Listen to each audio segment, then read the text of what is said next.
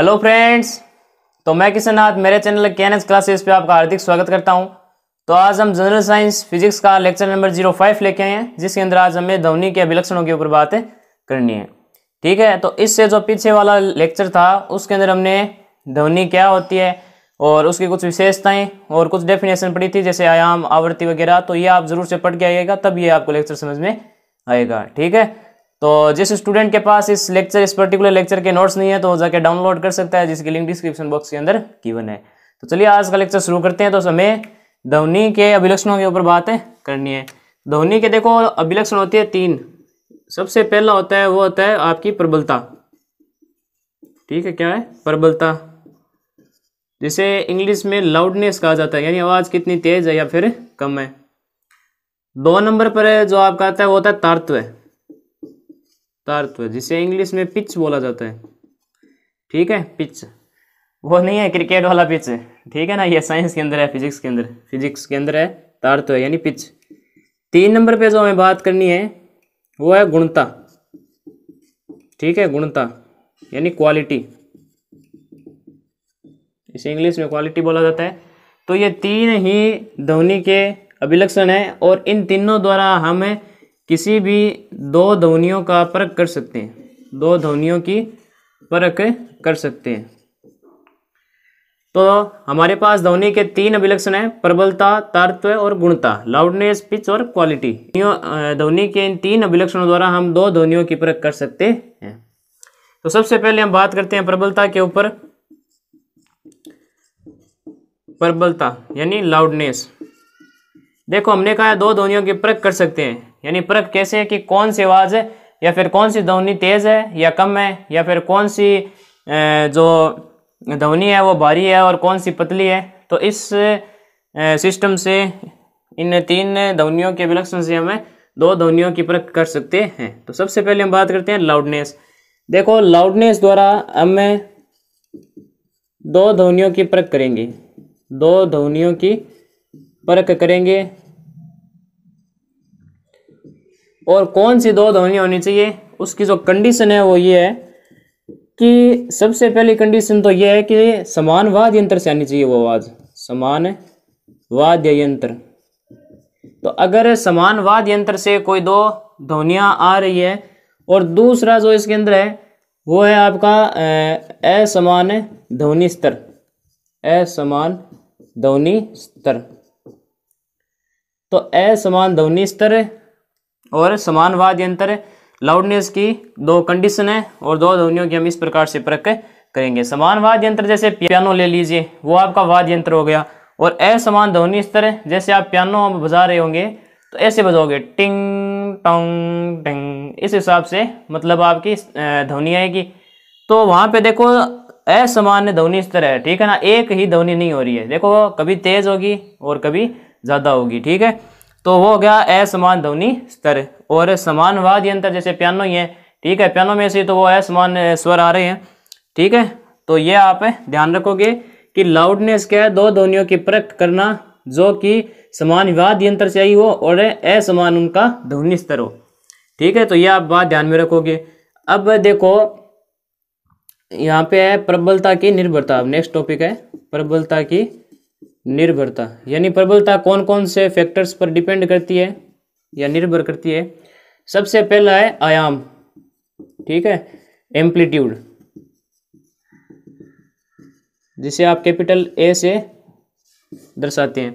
देखो एम्पलीट्यूड क्या है, हमने पहले बता दिया था कि अगर आपकी ये कोई तरंग है और ये इस प्रकार से मूव हो रही है, तो जो अधिकतम इसका विस्थापन होता है, ऐसे अधिकतम विस्थापन, तो वही आपका क्या कहलाता है, आयाम कहलाता है। और ये डिपेंड किस प्रकार से करती है कि जो प्रबलता होती है वो आपके समानुपाती होती है आयाम के वर्ग के, यानी एम्पलीट्यूड के स्क्वायर पर लाउडनेस डिपेंड करती है। ठीक है, देखो प्रबलता है वो आयाम के स्क्वायर पर डिपेंड करती है। जैसे जैसे आप आयाम बढ़ाते जाओगे वैसे वैसे प्रबलता आपकी बढ़ती चली जाएगी। ठीक है, परंतु 2 गुना बढ़ेगी। देखो अगर मैं आयाम को 2 गुना बढ़ाता हूं तो 2 गुना जब आप यहाँ पे आयाम बढ़ाओगे तो 2 का स्क्वायर कितना हो जाएगा, 4, यानी प्रबलता आपकी 4 गुना बढ़ जाएगी। ठीक है, अगर आप 3 गुना आयाम को बढ़ाते हो तो प्रबलता आपकी कितने गुना बढ़ जाएगी, 9 गुना। अगर 4 गुना आप आयाम को बढ़ाते हो तो प्रबलता 16 गुना बढ़ जाएगी, ठीक है। और अगर 5 गुना बढ़ाते हो तो प्रबलता 25 गुना बढ़ जाएगी। स्क्वायर पे डिपेंड कर रही है ना, ठीक है। तो आयाम है, एम्पलीट्यूड है, वो किस प्रकार से निर्भर करता है प्रबलता के, वो समानुपाती होता है एम्पलीट्यूड के वर्ग के, ठीक है, यानी स्क्वायर के। सेकंड जो टॉपिक है निर्भरता का, वो आपका है स्रोत से दूरी। स्रोत से दूरी, देखो स्रोत से दूरी किस प्रकार से, कि मान लो कि मेरा कोई स्रोत है, जैसे ये एक स्पीकर है, ठीक है, तो जिससे आवाज आती है वही आपका स्रोत होता है, ठीक है। और यहाँ पे मान लो मैं खड़ा हूँ, आप खड़े हो, जो भी है, ठीक है। तो देखो स्रोत और स्रोता से के बीच की जो दूरी है वो है d, ठीक है। स्रोत और स्रोता यानी जो सुनने वाला है उनके बीच की जो दूरी है वो है d, ठीक है। तो स्रोत से दूरी देखो प्रबलता पे किस प्रकार से डिपेंड करती है, कि जो आपकी प्रबलता होती है वो आपकी व्युत्क्रमानुपाती होती है 1/d² के, ठीक है। यानी कि जैसे जैसे आप प्रबलता को बढ़ाओगे तो वैसे वैसे, जैसे मान लो डिस्टेंस को आप बढ़ाओगे तो प्रबलता कम होगी, या फिर प्रबलता को आप बढ़ाओगे तो डिस्टेंस कम हो जाएगी, ठीक है, एक ही बात है। यानी कि अगर आप स्रोत से दूरी 2 गुना आप बढ़ाते हो, स्रोत से जो दूरी है वो 2 गुना बढ़ाते हो, तो प्रबलता आपकी कितने गुना कम होगी, 4 गुना कम होगी, ठीक है। तो इस प्रकार से है। तो ये स्रोत से दूरी हो गई और ये आयाम हो गया। फिर आता है पृष्ठीय क्षेत्रफल का। पृष्ठीय क्षेत्रफल यानी कि सरफेस एरिया। देखो कि जैसे जैसे सरफेस एरिया बढ़ता जाएगा वैसे वैसे आपकी लाउडनेस बढ़ती जाएगी, यानी प्रबलता बढ़ती जाएगी। कैसे, जैसे मान लो कि मेरे पास ये कोई कॉपी है, ठीक है, ये कोई कॉपी है, और मैं अगर इस पे जोर से मारता हूं, देखो देखो आवाज आ रही है। अब मैं बोर्ड पे मारता हूं इतनी जोर से, देखो सरफेस एरिया इसका कम है, इस वजह से इसकी जो लाउडनेस है, जो ध्वनि है वो कम आई है। जबकि यहाँ पे देखो सरफेस एरिया जो पृष्ठीय क्षेत्रफल है वो बोर्ड का ज्यादा होने की वजह से इसने ज्यादा ध्वनि उत्पन्न की, ठीक है। तो पृष्ठीय क्षेत्रफल पर भी डिपेंड करता है। जैसे जैसे आप पृष्ठीय क्षेत्रफल को बढ़ाते हो तो वैसे वैसे आपकी जो प्रबलता है वो बढ़ती जाती है, ठीक है। एकदम डायरेक्टली प्रोपोर्शनल या फिर समानुपाती तो नहीं कह सकते, परंतु हाँ कि जब जब पृष्ठीय क्षेत्रफल बढ़ेगा तब तब आपकी प्रबलता कम ज़्यादा होती जाएगी, ठीक है। तो ये है आपका प्रबलता का टॉपिक कि 2 ध्वनियों की परख कर सकते हैं, परंतु कंडीशन क्या है कि समान वाद्य यंत्र से आए और असमान ध्वनि स्तर उनका होना चाहिए। फिर प्रबलता की निर्भरता के ऊपर बात की तो आयाम यानी एम्पलीट्यूड, जैसे जैसे आपका एम्पलीट्यूड या फिर जब आयाम बढ़ाओगे तो वैसे वैसे प्रबलता बढ़ेगी। और ये निर्भर किस प्रकार से करता है कि प्रबलता है वो समानुपाती होती है आयाम के वर्ग के। फिर स्रोत से दूरी की बात की तो स्रोत और स्रोता के बीच की जो दूरी है वो d है, अगर हो तो प्रबलता है वो क्या होगी, व्युत्क्रमानुपाती होगी 1/d² की। यानी जैसे जैसे आप दूरी आप बढ़ाते जाओगे वैसे वैसे प्रबलता आपकी कम होगी। आपने देखा होगा कि अगर स्पीकर है और स्पीकर से आप एकदम पास में हो तो बहुत जोर से सुनाई देगा, और परंतु आप जैसे जैसे दूरी बढ़ाओगे तो वैसे वैसे आपको साउंड कम सुनाई देगी। अब जैसे मान लो कि मेरे साथ का कोई टीचर है, वो आके और मेरे कान में जोर से चिल्लाता है तो मुझे बहुत तकलीफ होगी, परंतु वही अगर 5 या 6 मीटर जो दूरी पर जाके फिर चिल्लाता है तो मुझे कोई फर्क नहीं पड़ेगा, ठीक है। तो यही होता है कि स्रोत और स्रोता के बीच की अगर दूरी आप बढ़ाते जाओगे तो आपका प्रबलता कम होती चली जाएगी, ध्वनि कम सुनाई देगी, ठीक है। तो ये इतने पॉइंट है प्रबलता के, तो पहले आप ये नोट कर लीजिए और फिर हमें आगे चलते हैं। तो कर लीजिए। अब देखो हमें जो प्रबलता की ऐसा ही मात्रक जो दिया हुआ है वो है डेसिबल। dB से डिनोट करते हैं, क्या है, डेसिबल, ठीक है। डेसिबल है ऐसा ही मात्रक, इसका क्या होता है, डेसिबल होता है। देखो ये जो आपकी प्रबलता है ये ऐसा ही मात्रक आप याद रखना, डेसिबल होता है, ठीक है। आपको कैलकुलेशन नहीं देखनी है किस प्रकार से होता है। प्रबलता एक व्यक्तिपरक मात्रक है, ठीक है, व्यक्तिपरक मात्रक कह दो या फिर मात्रा कह दो, ठीक है। क्या है, व्यक्तिपरक मात्रा। देखो व्यक्तिपरक क्या है कि अलग अलग व्यक्तियों के लिए अलग अलग होगी। देखो लाउडनेस है, ठीक है, प्रबलता है। अब देखो अगर मैं ज़्यादा तेज आवाज़ का म्यूज़िक सुनना पसंद करता हूँ, ज़्यादा तेज आवाज़ का म्यूज़िक सुनना मैं पसंद करता हूँ, परंतु क्या वही म्यूज़िक एक बूढ़े व्यक्ति या फिर हमसे जो बड़े हैं उनको ये आवाज़ है वो अच्छी लगेगी? लगभग परसेंट यही होगा, जो आंसर होगा वो कि नहीं, ठीक है, क्योंकि बूढ़े व्यक्तियों को ज़्यादा तेज आवाज़ सुनना पसंद नहीं होता। तो ये क्या होगी, व्यक्तिपरक हो गई। हो सकता है कि किसी व्यक्ति को इंग्लिश के बड़े तेज गाने सुनने पसंद है परंतु मुझे नहीं है, तो ये भी हो सकता है, क्योंकि ये व्यक्तिपरक है मात्रा। अलग अलग व्यक्तियों के लिए अलग अलग लाउडनेस होती है, ठीक है, वो तो देखो मन की मानने की बात है, ये तो व्यक्तिपरक मात्रा हो गई। परंतु फिजिक्स ऐसी बातों को वो मानता नहीं है कि व्यक्तिपरक हो, अलग अलग व्यक्ति है वो अलग अलग रखे, ठीक है। तो फिजिक्स है वो एक ही कंसेप्ट बनाती है जो सभी को मानना ही पड़ता है। उसके बारे में भी अभी हम बात करते हैं। देखो व्यक्तिपरक है मात्रा। अब अगर हम बात करें तो ज़्यादा प्रबलता है वो किस पे डिपेंड करती है, वो करती है आयाम पे, ठीक है, ज़्यादा यानी कि ऑलमोस्ट लिखा है एम्पलीट्यूड ही सभी भाग का दायित्व निभाता है, ठीक है, प्रबलता के। अब देखो कि जो दुनिया की सबसे शांत आवाज़ है, ठीक है, दुनिया की सबसे शांत आवाज़ बोल सकते ध्वनि, वो है पिन ड्रॉप की। किसकी है? पिन ड्रॉप, यानी कि एक छोटी सी पिन को अगर हमें गिरा दें तो उसकी आवाज़ है वो सबसे शांत होती है या फिर सबसे कम होती है। इसे ऑलमोस्टली 0 डेसिबल माना जाता है या फिर कई किताबों में इसे 1 डेसिबल के बराबर माना जाता है, ठीक है।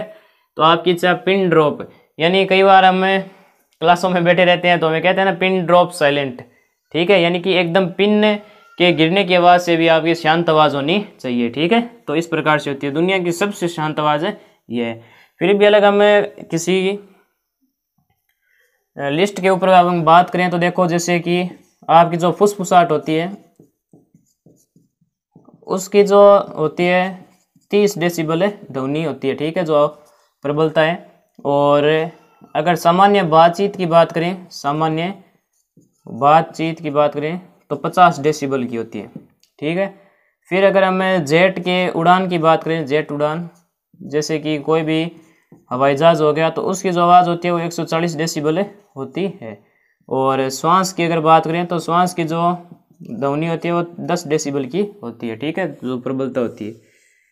ऑलमोस्ट यही पूछे जाते हैं। फुसफुसाहट यानी धीरे धीरे अगर हम बात करें, ठीक है, जो कानों में अगर बात करते हैं ना वैसे, तो वो होती है 30 डेसिबल की मानी गई है, ठीक है। और सामान्य बातचीत की 50 डेसिबल मानी गई है, और जेट के उड़ान की 140 डेसिबल और श्वास की 10 डेसिबल मानी गई है, ठीक है। अब देखो यह भी व्यक्तिपरक की बात हो गई भाई, सामान्य बातचीत है, कुछ लोग तो जैसे मैं बात कर रहा हूँ नॉर्मली वैसे ही करते हैं, परंतु कुछ ज़्यादा तेज करते हैं, ठीक है। तो वैसे देखो व्यक्तिपरक हो गई है मात्रा, अलग अलग लोग हैं वो अलग अलग मानेंगे, ठीक है। तो ये आपका नॉन ऑलमोस्ट देखो मानी गई है, हमें यही मानना पड़ेगा। देखो अब जो WHO है यानी कि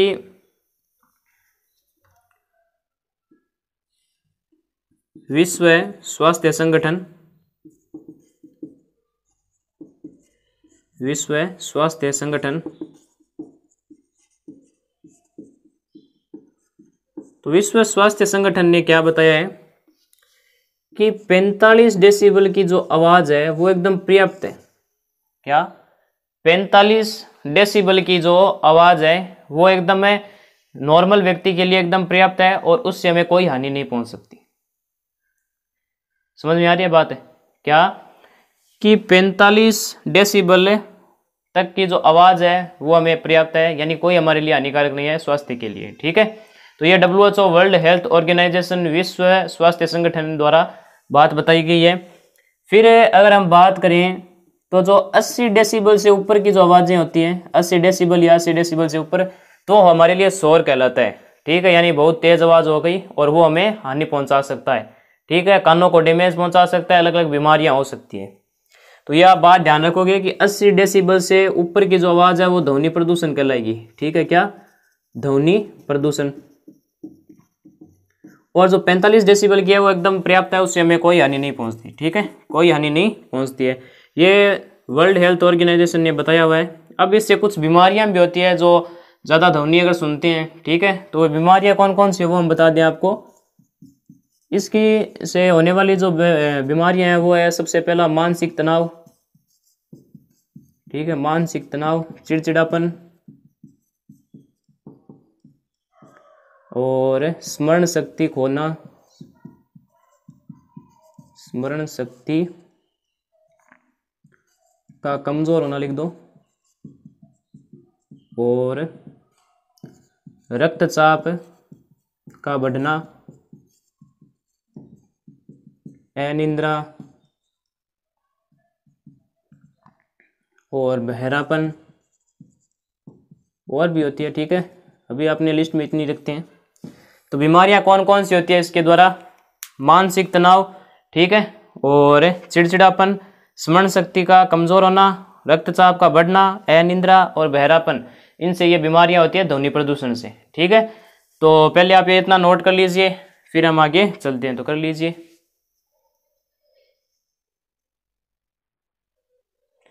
तो अब थोड़ा हमें प्रबलता के ऊपर एक और बात कर लें कि ये ज़्यादा है वो आयाम पे डिपेंड करती है। ठीक है, क्या है, आयाम पे, यानी एम्पलीट्यूड, लगभग एम्पलीट्यूड पे ही डिपेंड करता है जो आगे प्रबलता है। तो देखो क्या है कि जैसे मैं दो तरंगे लेता हूँ, ठीक है, अगर मैं दो तरंगे लेता हूँ तो ये तरंग मान लो ऐसे आई है मेरे पास, ठीक है, और ये जो दूसरी तरंग है वो कुछ इस प्रकार से आई है, ये मेरे पास है ध्वनि 1 और ये मेरे पास है ध्वनि 2। तो मेरे पास दो ध्वनियों की तरंगे हैं, जिसमें सबसे पहली जो ध्वनि है उसका कुछ डायग्राम इस प्रकार से है और इसका कुछ इस प्रकार से। तो देखो इसके अंदर जो एम्पलीट्यूड है या फिर जो आयाम है वो किसका ज़्यादा है भाई, आयाम है वो सबसे ज़्यादा इसका, देखो इतना है, ठीक है, और इसका आयाम है इतना ही है। ठीक है, तो देखो ये जो ध्वनि दी गई है उसका आयाम ज़्यादा होने की वजह से इसकी प्रबलता ज़्यादा होगी।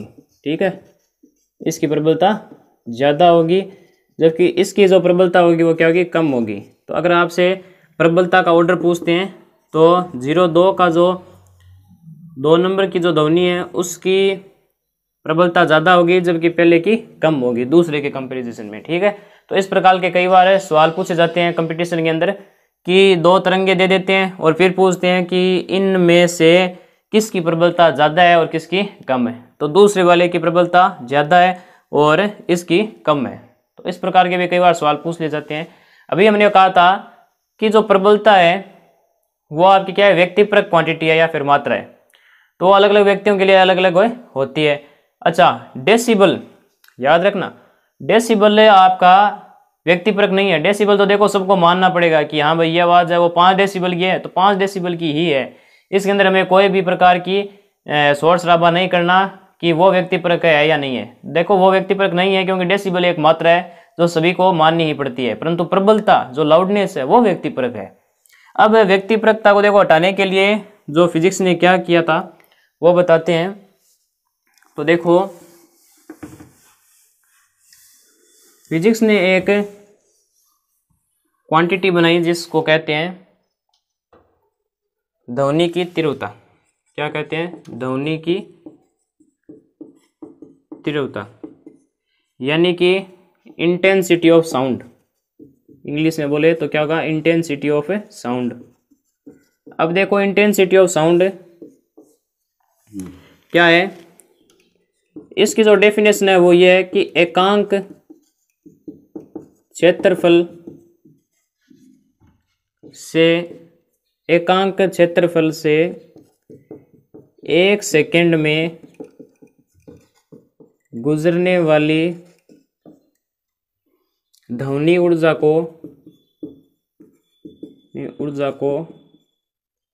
ध्वनि की तीव्रता कहते हैं। ध्वनि की तीव्रता कहते हैं। ठीक है, तो ये डेफिनेशन है कि एकांक क्षेत्रफल में से 1 सेकंड में गुजरने वाली ध्वनि ऊर्जा को क्या कहते हैं, ध्वनि की तीव्रता कहते हैं। अब देखो क्या है कि जो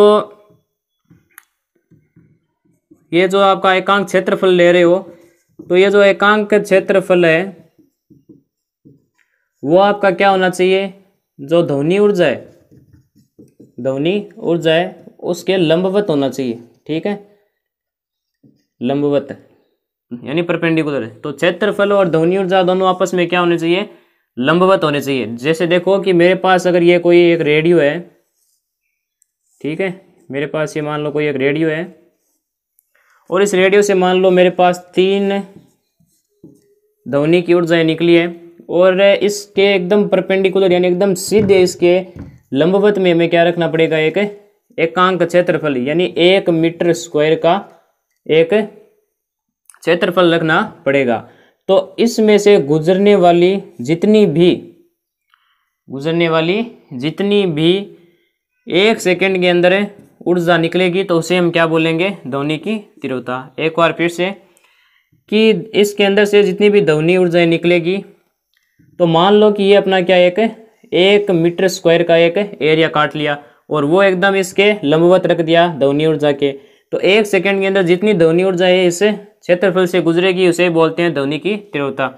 ठीक है, तो यह बात ध्यान में रखोगे। इसे आई से रिप्रेजेंट किया जाता है और इसका फॉर्मूला कैसे बन जाएगा भाई, देखो energy in per unit area into पर सेकेंड। ठीक है, तो यही तो है। तो ये इसका इंटेंसिटी या फिर आपका ध्वनि की तीव्रता का फॉर्मूला होता है कि आई इज इक्वल टू ई बटा ए इंटू टी। तो ई यहाँ पे क्या है, एनर्जी है यानी ऊर्जा, बटा ए यानी एरिया यानी क्षेत्रफल, इंटू टी यानी टाइम यानी समय। तो अगर इसकी आप यूनिट देखना चाहो तो एनर्जी की तो होती है जूल, बटा इसकी होती है मीटर स्क्वायर, इंटू इसकी होती है सेकेंड। तो जूल पर सेकंड को क्या बोलते हैं, ये पावर की यूनिट होती है भाई, जूल पर सेकंड, जिसे वाट बोला जाता है। तो वाट पर मीटर स्क्वायर भी इसकी यूनिट होती है। ठीक है, तो इसका जो ऐसा ही मात्रक है वो हमने निकाल लिया है, क्या है, वाट पर मीटर स्क्वायर। तो ये होता है भाई ध्वनि की तीव्रता। तो ये क्या है, व्यक्तिपरक नहीं है, इसे तो सभी को मानना पड़ेगा। देखो यहाँ से अगर 3 मतलब है ध्वनि ऊर्जाएं निकली है, तो मान लो अगले में 7-8 निकलेगी तो उसकी लाउडनेस ज़्यादा होगी, ठीक है, प्रबलता ज़्यादा होगी, तो वो सभी को मानना पड़ेगा भाई। यहाँ से देखो 3 निकल रही है, अगले में मान लो 5 निकलेगी तो किसकी प्रबलता ज़्यादा होगी, जिसमें से 5 निकली है। यहाँ से 2 निकली है, 3 निकली है, तो उनकी कम होगी प्रबलता, जाहिर सी बात है। तो यही है कि एकांक क्षेत्रफल में से 1 सेकेंड में निकलने वाली ध्वनि ऊर्जाओं को क्या बोला जाता है, ध्वनि की तीव्रता बोला जाता है। इसका फॉर्मूला होता है आई इज इक्वल टू ई बटा ए इंटू टी। तो एनर्जी की यूनिट होती है जूल और एरिया की होती है मीटर स्क्वायर और टाइम की होती है सेकंड है। तो जूल पर सेकंड को वाट भी बोला जाता है, तो वाट प्रति मीटर स्क्वायर। ठीक है, अब देखो ये जो वाट है, पावर है, तो ये हम पढ़ेंगे विद्युत धारा के अंदर। ठीक है, तो पहले आप इतना नोट कर लीजिए, फिर हम आगे चलते हैं। तो कर लीजिए, देखो हमने आपको प्रबलता का कंसेप्ट सिखा दिया, तो उससे हम 2 ध्वनियों के परख कर सकते हैं कि किसकी आवाज ज्यादा तेज होगी और किसकी कम। अब हम बात करते हैं तारत्व के ऊपर, यानी पिच, तारत्व। तो तारत्व आपका क्या होता है, पिच होता है। तो इससे भी हम क्या करते हैं, 2 ध्वनियों की परख, 2 ध्वनियों की परख, और उसकी जो परख है वो किस प्रकार से होगी, उसकी जो कंडीशन है वो सबसे पहली कंडीशन तो आपकी ये बन के आती है कि भाई वो समान वाद्य यंत्र से आई हो, समान वाद्य यंत्र से आई हो, या फिर स्रोत कह सकते हैं आप। दूसरा जो इसका कंडीशन है वो है कि उनकी प्रबलता भी क्या हो, सेम हो, प्रबलता क्या हो, समान, परंतु उनकी जो आवृत्ति है वो क्या होगी, आवृत्ति है वो क्या होगी, असमान होगी। तो ये 3 कंडीशन है। उसके अंदर तो 2 ही थी कि समान वाद्य यंत्र से आए और ध्वनि स्तर क्या हो, अलग अलग हो। परंतु पिच या फिर तारत्व का क्या है कि समान वाद्य यंत्र हो, यानी स्रोत से निकली हुई ध्वनियां हो, और प्रबलता उनकी समान होगी इस बार, यानी एम्पलीट्यूड या फिर आयाम उसका क्या होगा, समान होगा। तो एक बात तो ये हो गई। फिर क्या है, आवृत्ति असमान हो, क्या, आवृत्ति असमान हो। जैसे देखो कि अगर आप क्या करते हो, देखो नोट लगा के पॉइंट लिख लेना यहाँ पे एक, कि अगर आपकी आवृत्ति क्या हो, कम हो, ठीक है, आवृत्ति कम होगी तो जाहिर सी बात है तारत्व क्या होगा, कम होगा, तारत्व कम होगा। देखो जो पिच है या फिर तारत्व है वो क्या है, आवृत्ति पर डिपेंड करता है। जैसे जैसे आपकी आवृत्ति बढ़ेगी वैसे वैसे ही आपकी क्या होगा, पिच है यानी तारत्व बढ़ता जाएगा। तो जैसे आपकी आवृत्ति है वो क्या हो, कम हो, तो तारत्व कम होगा और जो वो आवाज निकलेगी वो होगी भारी आवाज। ठीक है, ठीक है, क्या होगी, भारी आवाज होगी। परंतु जिसकी आवृत्ति ज्यादा होगी तो उसका तारत्व क्या होगा, ज्यादा होगा, और वो आवाज कैसी होगी, पतली आवाज होगी। ठीक है, जैसे एक तो ढम ढम इस प्रकार की आवाज है वो भारी होती है और उसका तारत्व होता है वो क्या होता है, कम होता है। क्यों, क्योंकि आवृत्ति कम होती है। एक जैसे पियानो होता है, ठीक है, जो इस प्रकार से बजाया जाता है इस प्रकार से। ठीक है, मुझे तो क्या बजाना आता है। तो उनकी आवृत्ति होती है वो क्या होती है, ज़्यादा होती है। तो ज़्यादा होने की वजह से तारत्व ज़्यादा होता है, उनकी आवाज़ होती है वो पतली होती है। तो याद रखना कि जिनकी आवृत्ति कम उनका तारत्व कम और वो आवाज़ होगी वो भारी होगी। जिनकी आवृत्ति ज़्यादा उनकी तारत्व ज़्यादा और आवाज़ पतली। देखो आवृत्ति हमने पिछले लेक्चर में समझा दिया है, तो वो जाके जरूर से देख लें। ठीक है, 01। अब देखो अगर मैं इसका एग्जाम्पल लेना चाहूँ, अब देखो यहाँ पर थोड़ा बहुत हम आपको बता देते हैं कि आवृत्ति क्या होती है। देखो आवृत्ति क्या है कि मतलब जो ऑसिलेशन होते हैं, जो साइकिल होते हैं या फिर जो दोलन होते हैं, तो मेरे पास क्या है कि दो तरंगे हैं। ठीक है, एक तो मान लो ये हुई है मेरे पास, दूसरी मान लो मेरे पास ये है। ठीक है,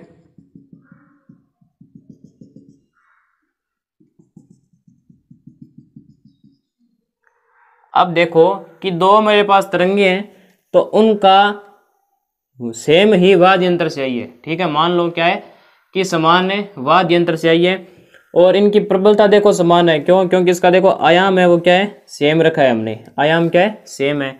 अब अगर आवृत्ति की बात करें तो आवृत्ति क्या होती है कि 1 सेकंड के अंदर कितनी मतलब है तरंगे बनी है। ठीक है, तो यहाँ पर देखो मान लो कि 1 सेकंड के अंदर देखो कितनी बनी है, ये हाफ साइकिल, ये एक साइकिल है, तो एक दोलन पूरा कवर हुआ है यानी एक साइकिल। तो 1 सेकंड के अंदर कितनी हुई है, एक मतलब तरंग बनी है। तो इसकी जो आवृत्ति होगी कि वो क्या होगी, 1 हर्ट्ज होगी। ठीक है, ये देखो कि 1 सेकंड के अंदर कितनी मतलब तरंगे बनी है, एक दोलन, दो दोलन, तो दोलनों की संख्या बटा समय, तो 2 दोलन हुए और 1 सेकंड के अंदर। तो इनका क्या होगा, जो फ्रीक्वेंसी होगी, जो आवृत्ति होगी वो कितनी होगी, 2 हर्ट्ज होगी। ठीक है, तो अब अगर आपसे पूछे कि इन दोनों की परख कीजिए, तो परख आप कैसे करोगे कि इनकी इस वाली जो तरंग है वो 1 सेकंड के अंदर एक दोलन कवर करिए तो उसकी फ्रीक्वेंसी 1 है। तो ज़्यादा फ्रीक्वेंसी किसकी है, उसकी, और कम किसकी है, इसकी। तो जिसकी कम होगी तो वो क्या होगी, उसकी तारत्व भी कम होगा और ये आवाज़ कैसी होगी, आपकी भारी होगी। जबकि इसके अंदर देखो 2 दोलन कवर हुए हैं और 1 सेकंड गया तो इसकी फ्रीक्वेंसी ज़्यादा है, तो इसकी आवाज़ है वो कैसी होगी, पतली होगी और इसका तारत्व ज़्यादा होगा। तो देखो हमने क्या हो गया कि दो अपने पास ध्वनि थी, तो 2 ध्वनियों के हमने परख कर लिया है। ठीक है, तो एक तो है भारी और दूसरी है पतली। तो इस प्रकार से भी कई बार पूछते हैं, 2 तरंगे दे देते हैं और पूछते हैं कि इनमें से भारी आवाज़ कौन सी और पतली किसकी है। ठीक है, तो फ्रीक्वेंसी पर डिपेंड करती है। तो पिच द्वारा हमें इस प्रकार से 2 ध्वनियों की परख कर सकते हैं। ठीक है, तो पहले आप ये नोट कर लीजिए, फिर हम नेक्स्ट टॉपिक की तरफ चलते हैं। तो कर लीजिए, देखो अपना नेक्स्ट जो थर्ड अभिलक्षण है ध्वनि का वो है गुणता। क्या है, गुणता, जिसे क्वालिटी भी बोला जाता है। तो देखो गुणता क्या है कि इससे भी हम 2 ध्वनियों की परख ही करेंगे। ठीक है, 2 ध्वनियों की परख करेंगे। तो परख की जो कंडीशन है वो क्या है, सबसे जो पहली कंडीशन है वो तो है कि उनका जो तारत्व होगा यानी जो पिच होगा वो क्या होगा, समान होगा। ठीक है, एक ही पिच। 2 नंबर की जो बात आती है वो है कि जो आपकी लाउडनेस है, प्रबलता है, वो आपकी क्या होगी, वो भी सेम होगी। ठीक है, यानी समान होगी। तो इस बार डिफरेंट क्या होगा कि असमान वाद्य यंत्र से, असमान वाद्य यंत्र से ध्वनि आएगी आपकी। ठीक है, तो गुणता क्या है कि 2 ध्वनियों की परख करते हैं, परंतु कंडीशन है कि तारत्व वो है समान होना चाहिए यानी पिच सेम होना चाहिए और प्रबलता भी सेम होनी चाहिए, परंतु असमान वाद्य यंत्र से ध्वनि आनी चाहिए। ठीक है, असमान वाद्य यंत्र जैसे कोई भी हो। अब देखो ढोलक बज रहा है और एक अगर पियानो बज रहा है, तो आप इजीली मतलब फाइंड आउट कर सकते हैं, इजीली पहचान सकते हैं कि कौन सी ध्वनि किस वाद्य यंत्र से आई है। आप तुरंत पहचान जाओगे। अगर ढोलक की आवाज़ है तो आप कह दोगे ये ढोलक है, ठीक है। अगर पियानो बज रहा है तो आप कह दोगे पियानो है। अगर आपसे पूछे वॉयलिन बज रहा है तो हाँ वॉयलिन भी बज रहा है, अगर वो बज रहा होगा तभी तो, ठीक है। तो दो ध्वनियों की परख कर सकते हैं जिनका तारतम्य समान हो, प्रबलता समान हो और असमान वाद्य यंत्र से आई हो। जैसे मैं 3 एग्जाम्पल लेता हूँ। एक तो ये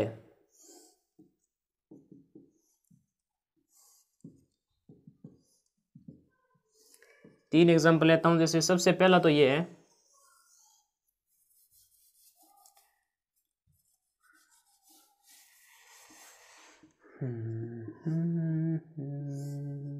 देखो फिर गलत हो गया क्या।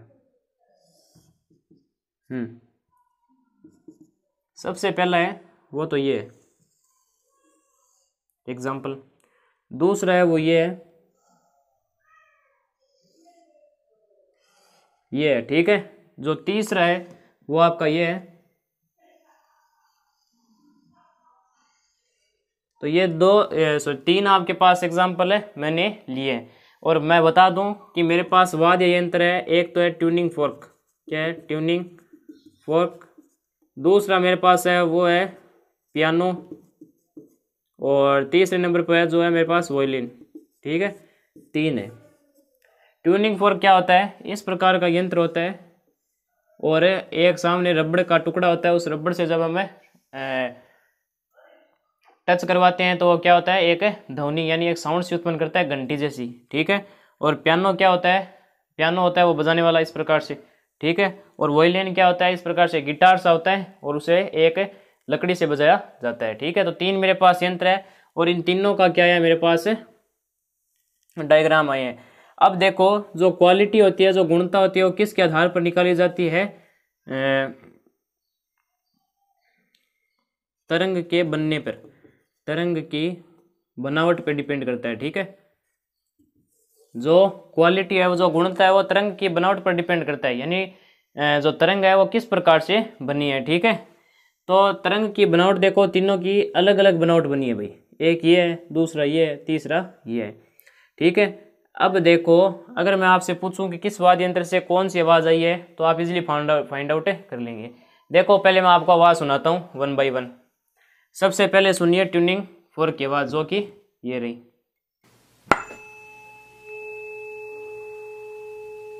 सुन ली। दूसरे नंबर पर आप सुनिए पियानो की आवाज़,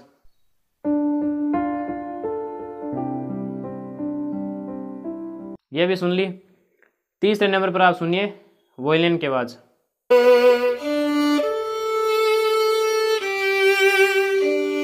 ठीक है।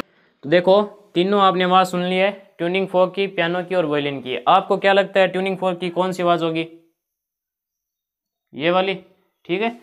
तो ये होगी आपकी ट्यूनिंग फोर्क की, ट्यूनिंग फोर्क की ये होती है। देखो वेव भी इस प्रकार से बनती है ट्यूनिंग फोर्क की, इस प्रकार देखो वो बजाने के बाद वो इस प्रकार से हो रही है, ठीक है। तो ये होती है ट्यूनिंग फोर्क की आवाज़। अब देखो वॉयलिन की आवाज़ कौन सी है, ये, ठीक है। वॉयलिन की आवाज़ ये, वॉयलिन की आवाज़ देखो क्या है कि एक बार तो तेज फिर कम, तेज फिर कम, इस प्रकार से बज रही है ना। और अगर आप पियानो की बात करो तो ये पियानो की बजती आवाज़, ठीक है। पियानो की देखो आपने देखा होगा कि टिंग टंग टंग इस प्रकार से हो रही है, यानी क्या है आवाज़ है पहले तो ऐसे बढ़ रही है फिर कम हो रही है, इस प्रकार से आ रही है ना आवाज़। तो आपने पहचान लिया कि ट्यूनिंग फोर्क की ये है, वॉयलिन की है और पियानो की ये है, ठीक है। तो यही होता है गुणता की, गुणता किस पर डिपेंड करती है, तरंग की बनावट पर, ठीक है। तो ये आपने अभी जाना गुणता के बारे में। तो पहले ये नोट कर लीजिए फिर हम आगे चलते हैं, तो कर लीजिए। तो मित्रों हमने पढ़ा सबसे पहला प्रबलता। तो प्रबलता किस पे डिपेंड करती है, आयाम पे। आयाम से ही हम 2 या 3 तरंग जितनी भी हो उनकी लाउडनेस चेक कर सकते हैं, यानी कौन सी आवाज़ तेज है या फिर कौन सी आवाज़ धीमी है। फिर हमने बात की पिच के ऊपर, ठीक है, यानी तारत्व के ऊपर। और तारत्व हम किस प्रकार से निकालते हैं, आवृत्ति के आधार पर, ठीक है। आवृत्ति के आधार पर। 3 नंबर हमने बात की गुणता के ऊपर यानी क्वालिटी की, और इसकी पहचान हम करते हैं तरंग की बनावट से, तरंग की बनावट। तो ये 3 आज हमने टॉपिक पढ़े और इसका सारांश ये निकल के आता है केवल 3 लाइनों के अंदर। आधी घंटा वेस्ट किया केवल इन 3 लाइनों को समझने के लिए, परंतु एकदम क्रिस्टल क्लियर आपका टॉपिक हो चुका है। ठीक है, क्रिस्टल क्लियर को टॉपिक आपका हो चुका है। ठीक है, आपने सब कुछ समझ लिया। प्रबलता आयाम से निकालेंगे, तारतम्य आवृत्ति के आधार पर, और गुणता तरंग की बनावट के आधार पर निकालेंगे। ठीक है, प्रबलता से हम क्या है कि कौन सी आवाज है वो तेज है और कौन सी आवाज कम है वो निकाल सकते हैं। आवृत्ति द्वारा हम कौन सी आवाज भारी है कौन सी आवाज पतली है, और तरंग की बनावट से हमें कोई भी 2 या 3 वाद्य यंत्र हैं उनकी आवाज हम पहचान सकते हैं। देखो हमारा जो मस्तक है, मनुष्य का जो मस्तक होता है वो इन 3 गुणों के आधार पर ही ध्वनि को पहचानता है। ठीक है, कौन सी आवाज तेज या फिर कम है तो वो लाउडनेस यानी प्रबलता से समझ जाता है। ठीक है, और पिच जो तारतम्य होता है वो आवृत्ति के आधार पर, और गुणता और तरंग की बनावट के आधार पर हमारा मस्तक है वो अलग अलग प्रकार की आवाज़ों को पहचान सकता है। आज तो थ्योरेटिकली हमने देख लिया कि किस प्रकार से आवाज़ें हमें पहचानते हैं। ठीक है, तो एकदम क्लियर आपका टॉपिक हो गया होगा। तो पहले आप ये नोट कर लीजिए, फिर हमें आगे चलते हैं। तो कर लीजिए।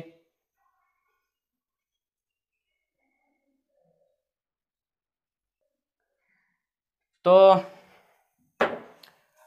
बहुत सारे टॉपिक पढ़ लिए, प्रबलता हो गया, पिच हो गया, ठीक है, यानी कि तारतम्य और गुणता। तो 3 टॉपिक आज हमने पढ़े, एकदम इन डेप्थ सभी टॉपिकों को हमने कवर किया। तो तब तक के लिए पढ़ाई करते रहें। जय राजस्थान।